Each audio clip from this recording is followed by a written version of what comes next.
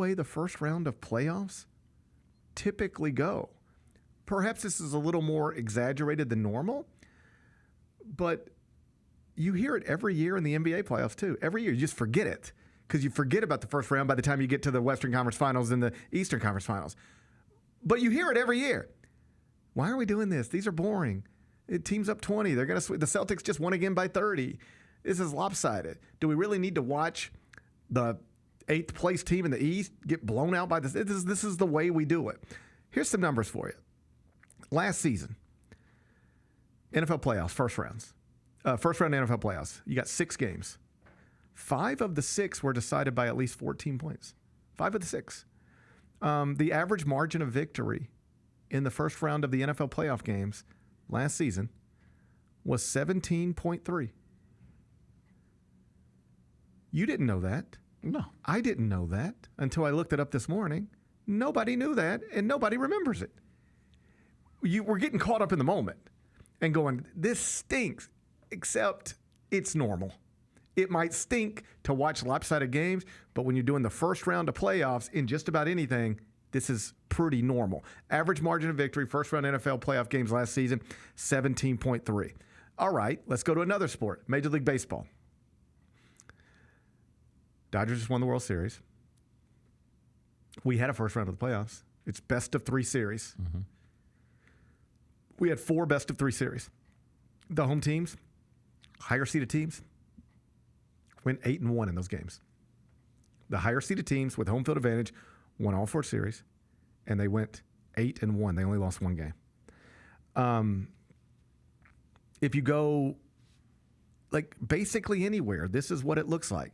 The first day of the NCAA tournament is often not that great, but when it is, it is. There are way more games on that first day, of right? Course. So most of the games aren't great, but we don't focus on them. We get that one because there's always at least one of those. Oh my gosh, did you see that game with the upset? Right. But, so in theory, you might be getting 16 games on a Thursday, right? You just need a few of them to pop. Just need 2, really. 2 or 3. Right. Well, you only get 4 here over a weekend, and none of them popped. But this is the way it typically goes. By definition, and all of this is simple to understand, but I think sometimes it needs to be said so you can make sense of it in your head. By definition, anytime you expand playoffs, any playoffs, you are letting lesser teams in every time, and often just setting them up to lose. That's the way the stuff goes. But that's not the point. The reason you expand the playoffs isn't so your first round of playoff games is as exciting as they can be, because you are, in many cases, putting 2 teams of different caliber on a football field together or a basketball court together or whatever. That's not the point. The point is that by expanding playoffs, you give more meaning to more people's regular seasons. You give more motivation for schools to try, to invest. You know, in a different world, if you are a school like Boise State or SMU, competing in a college football playoff doesn't even sound realistic to you. And it wouldn't be if we're dealing with 4, but you expand it to 12, so there's a path for not everybody, but way more people than ever in the history of the sport to compete for a national championship, even if they won't actually win it. So odds are the lower seeded teams in any sort of postseason bracket are going to be quickly eliminated by the higher seeded teams. That is the way brackets work. What makes it special and memorable is when you get the opposite of that. And the reason it's so memorable and special when you get the opposite of that is because it doesn't happen that often. What we just watched this weekend is what happens more often than not.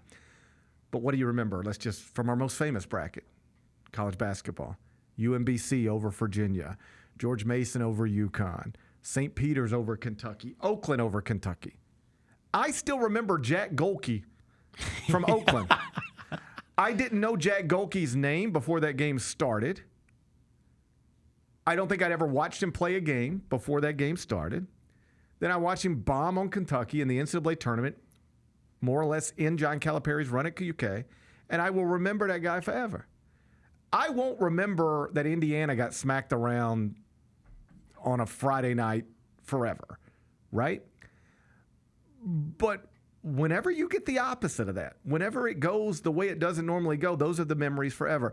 You can go to the NBA. The 8-seeded Nuggets beat the top-seeded Sonics in the 1994 NBA playoffs. Like, people remember that. In the NFL, I don't remember this, but it's something that happened. Apparently, Jacksonville, second year as a franchise, as a 5 seed, goes into Denver and beats the Broncos in the 1996-97 NFL playoffs.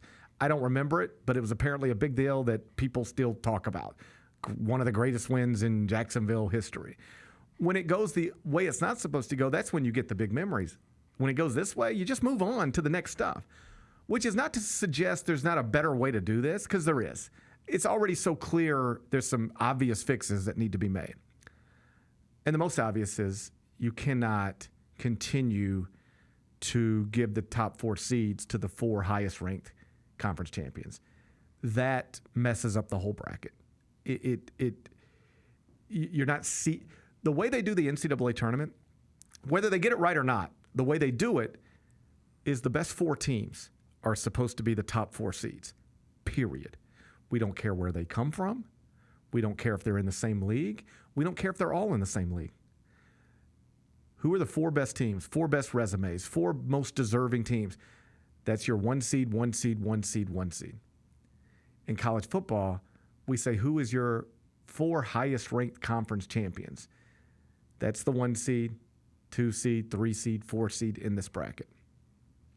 So right now, Auburn and Tennessee are number 1 and number 2 in the AP poll, in my top 25 and 1, in not every computer, but most.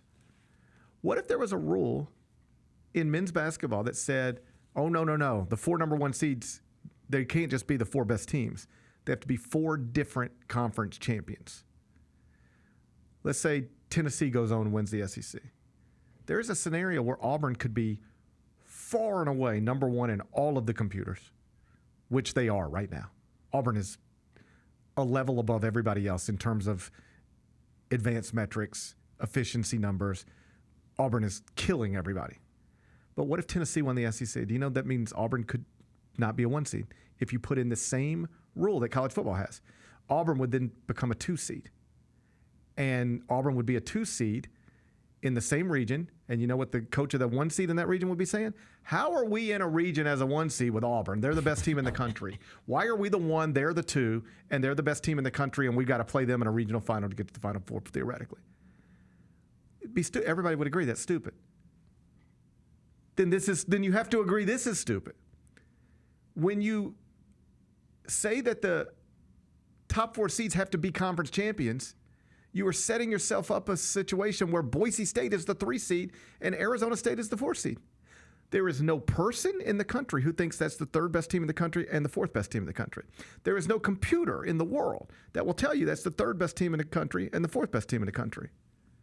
I mean, they might be. They could go meet in the national championship game. I don't know. I'm not here to predict the future. I'm just telling you, you can't find a human poll that backs that up. You can't find a computer that backs that up. But because of the silly rule they put into place, that's the way it goes.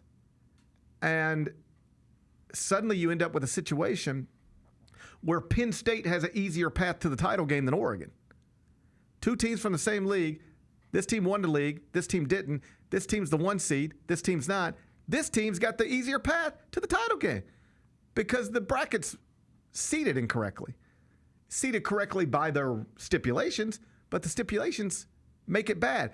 For instance, if you just seeded this based on nothing more than the college football rankings that they publish, and we don't have any rules, we don't have to make this conference champion a 1 seed, and this conference champion the 2 seed, and this conference champion the 3 seed, and this conference champion the 4 seed. We're just taking who's the 4 best teams.